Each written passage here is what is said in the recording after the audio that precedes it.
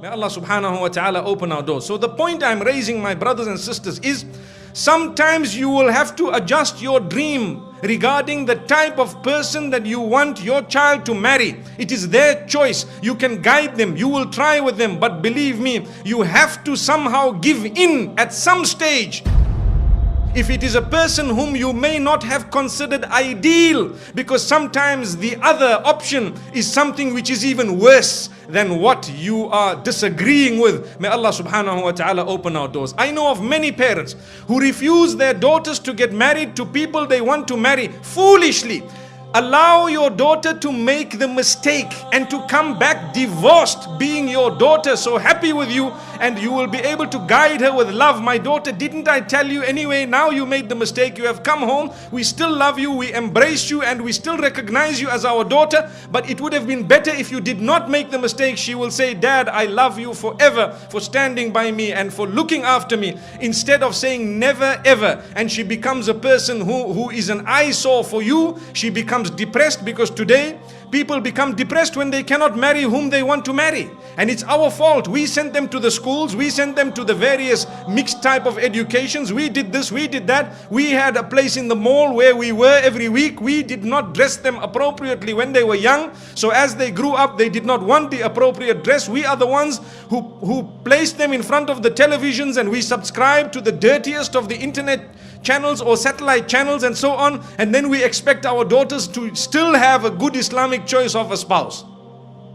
Who is the hypocrite? Father of the home. Big hypocrite. May Allah protect us. Why? Where are you? What did you allow your daughter to do all along? So my brothers and sisters, it's not fair. Do you know that when a child is born, Allah gives you almost 100% control over that child? You dress the child, you name the child, you decide when to bath the child, what the child will eat.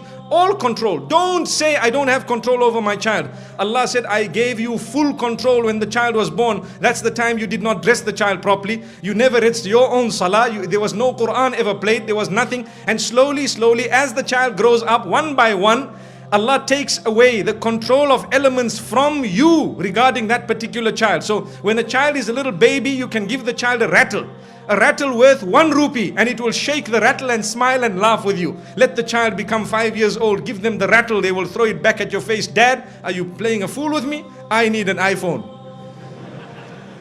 So at a certain stage you had control over the child. What did you do when you had control over your child? Did you guide the child? This is why I say speak to the child earlier, because today we are losing control earlier. You can dress your child how you want when the child is 2 years, 3 years, even if the clothing is torn.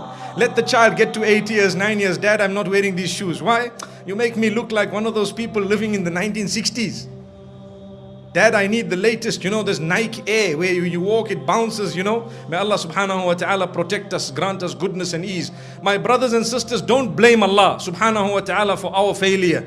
May Allah subhanahu wa ta'ala grant us success. So this is why I say, sometimes we need to adjust. The reason is, how can we allow, or how can we facilitate for our children to live happily ever after, when we did not let them marry the person they wanted? We made them marry someone they did not want.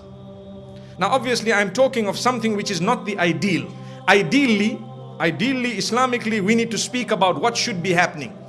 The parents of the girls and the brothers or the relatives should keep an eye.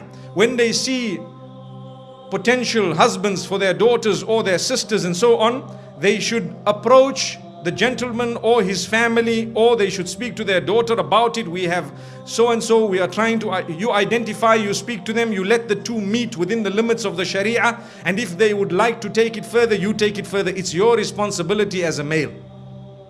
That is ideal.